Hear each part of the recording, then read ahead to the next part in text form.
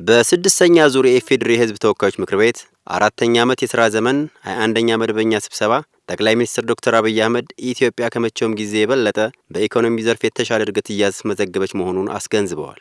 በ2017 በጀት ዓመት የ8.4 በመቶ አጠቃላይ እድገት ለማስመዝገብ መንግስት ልዩ ትኩረት ሰጥቶ እየሰራ እንደሆነ ጠቅላይ ሚኒስትሩ ገልጸዋል። ከፍተኛ የኢኮኖሚ እድገት እያስመዘገቡ ካሉ ዘርፎች መካከል ግብርና፣ የአገልግሎትና የኢንዱስትሪ ዘርፎች ተጠቃሽ መሆናቸውንም ጠቅላይ ሚኒስትሩ አስገንዝበዋል። ምክር ቤቱ ዛሬ ባካሄደው 21ኛ መደበኛ ስብሰባ ጠቅላይ ሚኒስትር ዶክተር አብይ አህመድ የሀገሪቱ ኢኮኖሚ እድገት በተመለከተ በሰጡት ማብራሪያ ላይ የምክር ቤቱ አባላት ሀሳብና አስተያየታቸውን እንደሚከተለው ገልጸዋል። በዚህ በስድስት ወሩ አፈጻጸም ላይ የመንግስትን እንቅስቃሴ ባቀረቡበት ወቅት በስድስቱ ወር የተገኙ በርካታ ውጤቶች እንዳሉ ነው። በተለይ በእርሻው በተለያዩ ሴክተሮች ማለት ነው፣ በእርሻው በግብርናው ማለት ነው፣ በኢንዱስትሪው፣ በአገልግሎትና በሌሎችም ዘርፎች ከፍተኛ ለውጦች እንዳሉ ነው። አክቹዋሊ በዳታ የቀረቡ ናቸው፣ በቁጥር የቀረቡ ናቸው። ከነበረው ለውጥ ጋር ሲወዳደር ይሄ በከፍተኛ ደረጃ ያለና በሀገር ታሪክ ውስጥ አይ ቲንክ ወደ ብልጽግና ሀገሪቷ በተጨባጭ እየሄደች መሆኑን በደንብ የሚያሳይ ነው ያለው። ይሄ ነበር እንግዲህ በአጠቃላይ በየዘርፉ የተደረጉ እንቅስቃሴዎች፣ በዛው ልክ ደግሞ ተግዳሮቶችንም በመቀነስ ረገድ የተደረጉ የተከናወኑ ስራዎች አመርቂ እንደሆኑ ነው።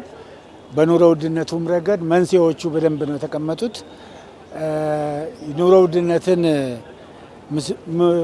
ምልክቶቹን ከመቅረፍ ምልክቶቹን ከማስወገድ ይልቅ ዋናውን ምክንያት በተለይ በሰፕላይ ላይ የዲማንድ ሰፕላይ ጉዳይ ስላለ በምርት አቅርቦት ደረጃ ከፍተኛ ለውጥ ማምጣት እንደሚያስፈልግ፣ እዛ ላይ ለውጦች ከመጡ በአጠቃላይ ይሄም ሊቀንስ እንደሚችል ነው። ይሄም ቢሆን በአመቱ በዚህ በስድስት ወር ውስጥ በአሃዝ ቅናሾች እየታዩ መሆኑን፣ የኑሮ ውድነቱ አካባቢ መሻሻል እንዳለ መሆኑን በዝርዝር በአሃዝ በደንብ አሳይተውታል። ዛሬ የስድስት ወር የጠቅላይ ሚኒስቴራችን ያቀረቡት ሪፖርት ላይ ትልቅ ደስታ ተሰምቶኛል። ምክንያቱም የተሰሩ ስራዎችን በደንብ በግልጽ የታዩበት ስለሆነ ለዚህም የኢኮኖሚ እድገታችን ምን መሆን አለበት የሚለውን ነገር በኢንዱስትሪ ዘርፍ በግብርና ዘርፍ ያሉትን ነገሮች በደንብ መሰራት እንዳለበትና ኢንዱስትሪያችን ከየት ወዴት ደርሷል የሚለው ነገር በግብርና ዘርፍም ከስንት ወደ ስንት አድጎልናል የሚለውን ነገር በደንብ አስረድተውናል።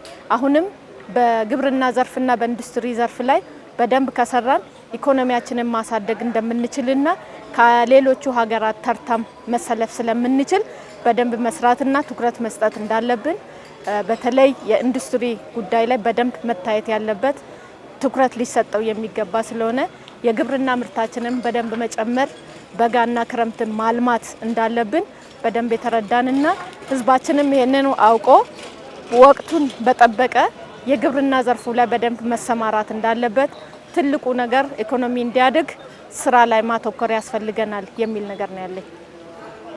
ዛሬ እንግዲህ ጠቅላይ ሚኒስትሩ በተለይ ኢኮኖሚን በተመለከተ አጠቃላይ የስድስት ወር የኢኮኖሚ ዘርፎች አፈጻጸምን በዝርዝር ነው ያቀረቡት። በአምስቱ ዘርፎች በግብርና፣ በኢንዱስትሪ፣ በአገልግሎት፣ በቱሪዝም በመሳሰሉት እየተዘገቡ ያሉ ውጤቶችን ሪፖርት አቅርበዋል። እንግዲህ ያው ኢኮኖሚያችን በከፍተኛ ፍጥነት እያደገ ካሉ ኢኮኖሚዎች አንዱ መሆኑን በዝርዝር አስቀምጦልናል። ከአፍሪካ ሰብሳራን አፍሪካ ባለፉት አመታት ላይ 4.2 በመቶ ነው ሲያድግ የነበረው። የኢትዮጵያ ኢኮኖሚ ግን በ8.1 2016 ላይ ያደገ መሆኑ 2017 ደግሞ በ8.4 እንደሚያድግ እቅድ ተይዞ እየተሰራ ያለ መሆኑንና የስድስት ወሩ አፈጻጸም ግን ይህንን ልናሳካ እንደምንችል በየዘርፎቹ የተመዘገቡ ያሉ ውጤቶችን አሳይተዋል ማለት ነው። በግብርና ስንመጣ በተለይ በአንዳንድ የምርት አይነቶች እየመጣ ያለው የኢምፖርት የኤክስፖርት ውጤት ከፍተኛ መሆኑ፣ እንደዚሁም የሚታረሱ መሬቶች በፊት ከነበረው በከፍተኛ ደረጃ ሽፋናቸው እያደገ መኖሩን፣ ምክንያቱም ከፍተኛ የትልቁ የኢኮኖሚ መሰረታችን በኢትዮጵያ ሁኔታ ግብርና ስለሆነ ማለት ነው። ስለዚህ በግብርና ትልቁን ድርሻ የሚወስድና በከፍተኛ ደረጃ ደግሞ 8.4 በመቶ የያዝነውን እቅድ ልናሳካ እንደምንችል የሽፋን እያደገ በመምጣት የአንዳንድ ምርቶች ደግሞ የምርት መጠናቸውም ጭምር እያደገ መምጣቱን የሚያሳዩ ሪፖርቶችን ያቀረቡት። ለምሳሌ ተነስቶ የነበረው የስንዴ ምርት ነው። በስንዴ ምርት ላይ ከፍተኛ ውጤቶች እየተመዘገቡ መኖራቸውንና የአመራረት ስርዓታችንም ጭምር በአመት እንግዲህ በተወሰነ ጊዜ ዝናብ ጠብቆ የሚደረጉ ምርቶች ዘንድሮ አሁን ባለው ሁኔታ እየተቀየረና በአመት 2-3 ጊዜ መምረት እየተቻለ መሆኑ አሳይተውናል ማለት ነው። ስለዚህ በአጠቃላይ የኢኮኖሚ እድገቱ በተያዘው እቅድ ሊቀጥል የሚችል መሆኑን ያሳዩበት፣ በኢንዱስትሪው እንደዚሁ በአገልግሎት አሰጣጥ መሻሻል ያለባቸው ጉዳዮች እስከ ቀበሌ ድረስ የአገልግሎት አሰጣጡ መሻሻል እንዳለበት፣ የአስተዳደር ስርዓት ቀበሌ መውረድ እንዳለባቸውና ጠቅላይ ሚኒስትሩ እስከ ቀበሌ ድረስ ያሉትን አገልግሎት አሰጣጥ ጭምር ወርዶ የተመለከቱበትን ሁኔታ አይተናል ማለት ነው። ከአገልግሎት አኳያ በአየር መንገዱ በኩል የተመዘገበ ያለው ሌሎችም የአገልግሎት ሰጪ ተቋማት በኩል የመጡ ያሉ ውጤቶችን ለማሳየት ሞክረዋል። በቀጣይ ይሄን ኢኮኖሚ ለማሻሻል አሁንም እንዲቀጥል አሁን እቅዳችን ለማሳካት እንዲያስችላል በተለይ በአንዳንድ ዘርፎች ላይ ያሉ ችግሮች፣ ማነቆች መፈታት አለባቸው ማለት ነው። ግብርና ላይ አንዱ ሲነሳ የነበረው ምክር ቤትም ሲያነሳ የነበረው ዘንድሮ ሄደን ተመልክተናል። የማዳበሪያ አቅርቦት ጥሩ ነው። ነገር ግን ስርጭቱ ጋር ተያይዞ ወደ ታች በጊዜ መድረስ እንዳለበት አርሶ አደሩ ሲያነሳ ስለነበረ ዋናው መስራታችን የኢኮኖሚ መስራታችን ግብርና ስለሆነ ለዚህ ደግሞ ግብዓት አቅርቦት ትልቁ ሚና ስላለው አሁን የተገዛው በፍጥነት ወደ አርሶ አደሩ መድረስ እንዳለበት፣ በሌሎችም ዘርፎች በኢንዱስትሪም ላይ ያሉ ችግሮች ተለይተዋል። ስለዚህ የተለዩ ችግሮች መፍትሄ እያገኙ መሆናቸውን አንዱ የሀርድ ከረንሲ የውጭ ምንዛሬ ችግሮች ነው የነበረው። ሁለተኛ የግብዓት አቅርቦት ችግሮች የነበሩትን ቲም ተቋቁሞ ኮሚቴ ተቋቁሞ እየሰራ ነው ያለው። በተለይ የግብዓት አቅርቦት ችግሮችን የመሬትና የመሳሰሉትን ችግሮች የተፈቱ መሆናቸውን ጠቅላይ ሚኒስትሩ አንስተዋል። ከውጭ ምንዛሬ ጋር ደግሞ ተያይዞ ያሉ ችግሮችን ደግሞ በቀጣይ መፈታት እንዳለበትና ኦልሞስት የተፈታ ያለ መሆኑን ለማሳየት ተሞክሯልና እነዚህ ነገሮች ማቅረብ ከተቻለ ለኢንዱስትሪው የማምረት አቅሙን በፊት 47 በመቶ ከነበረበት ወደ 61 በመቶ እንዲደርስ የተደረገበት ነው። እነዚህን ችግሮች የተለዩትን ችግሮች መፍታት ከተቻለ ኢንዱስትሪውም የበኩሉን ድርሻ ሊወጣ እንደሚችል የሚያሳዩ ነገሮች መኖራቸውን ያሳያል ማለት ነው። ስለዚህ በአጠቃላይ ኢኮኖሚያችን በትክክለኛው መስመር ላይ መሆኑንና ውጤትም እየተመዘገበ መሆኑን ጠቅላይ ሚኒስትሩ አንስተዋል። ዛሬ የነበረን ጉባኤ ላይ ጠቅላይ ሚኒስትሩ የመንግስታቸውን የ6 ወር እቅድ አፈጻጸም የ2017ን ገልጾልናል። እንግዲህ በኢኮኖሚው ዘርፍ የተገለጸውን በሪፖርት የሚያየ ነው። አገሪቱ ካቀደችው እቅድ ጋር ስናነጻጽረው የታለመለትን እቅድ ያሳካል የሚል ሀሳብ አለኝ። ምክንያቱም በአምስቱም ዘርፎች በኢንዱስትሪ፣ በግብርና፣ በአገልግሎት፣ በአይሲቲ እና በቱሪዝሙ ዘርፍ ባለፉት 7 ወይ 6-8 ዓመታት ላይ የግማሽ ዓመቱ ሪፖርታቸው የሚያመላክተውና እነሱም ገለጻ ያደረጉት ከታቀደለት ዓላማ ጋር የሚያሳካና በሱ ብቻ ሳይሆን ዓለምም የመሰከረ የኢኮኖሚ እድገት እንዳለ ያመዛዝናል።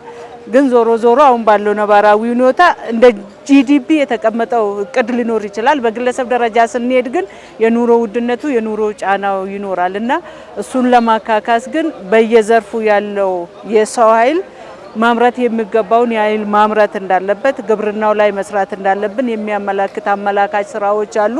ዞሮ ዞሮ ግን ከአምናው ነባራዊ ሁኔታ ጋር ስናነጻጽረው አሁን ያለው የዋጋ ግሽበት በእሁድ ገበያና በተለያዩ መንግስት ባመቻቸው ስራዎች የተረጋጉ ናቸው።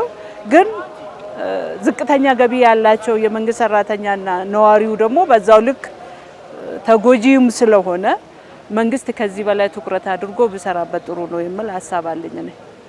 ዛሬ ጠቅላይ ሚኒስትሩ በኢኮኖሚ በሚመለከት ያነሷቸው ነገሮች እውነታ ናቸው። በዝርዝር ያስቀመጧቸው ነገሮች አሉ። የምናየው ነው። ለውጡ የሚታይ ነገር ነው። ያው ያለመረዳዳቶች ጉዳዮች ሊኖሩ ይችላሉ። ኢኮኖሚ ሲባል ማደግ ያለብን ግን በብዙ ሁለንተናዊ እድገት መሆን መቻል አለበት። ኢኮኖሚ ልናሳድግ ስንችል ግብርናው በኩል ትልቁን ድርሻ ይይዛል። ኢንዱስትሪው፣ አገልግሎት የሚሰጡ ተቋማት እና ኢንፎርሜሽን ቴክኖሎጂውንም ጭምር ይዘን ማደግ እንዳለብን ነው ማስበው። እነዚህ ተቋማት ላይ ትልቅ ትኩረት የተደረገባቸውም ናቸው። ከግብርና አኳያ ስናመጣ ያው መካናይዜሽን ወሳኝነት አለው። መካናይዜሽንን ከፍ እያደረጉ ይሄ ደግሞ መንግስት ከጀመረው ጅማሮ አኳያ እያደገ የሚመጣ ነገር ነው። አሁን ጅማሮ ጥሩ ስለሆነ ለቀጣይ የተሻለ ነገር ይዞ ይመጣል ብዬ አስባለሁ። ስንዴ በሀገር ውስጥ እያመረቱ ለውጭም ገበያ ማቅረብ ለሀገርም ፍጆታ መቻል ቀላል ነገር አይደለም፣ እንደ ቀላል የሚታይም አይደለም። ይሄ እሳቸውም የገለጹት ነው። እኛም እንደ ኮሚቴም በየቦታው የምናያቸው ነገሮች መልካም ነገሮች አሉ። ይሄን ግን ያው ገበያውን ማስተካከል ነው። ገበያን ማስተካከል ይጠይቃል። ገበያው ላይ ጣልቃ ገብነት ስላለ እሱን ገበያውን ከተስተካከለ ኢኮኖሚው እየተስተካከለ እያደገ የሚመጣበት ሁኔታዎች ይኖራሉ። ሌላው ከኢንዱስትሪ ነው። አምራች ኢንዱስትሪዎች ምርታቸው ከፍ የሚያደርጉበት ሁኔታ አሁን ካለበት የበለጠ አምርተው ለውጭም ለሀገር ውስጥ ምርት መጠቀም መቻል አለባቸው። ያው ለምሳሌ ከግብርናው ራሱ ቡናን ብንመለከት ኢኮኖሚያችን ከፍ ሊያደርግ የሚችል ትልቅ ሂውጅ የሆነ ዶላር ይዞ የሚመጣ በየአመቱ እያደገ የመጣ አሁንም ከፍ ያለበት ሁኔታ ነው ያለው።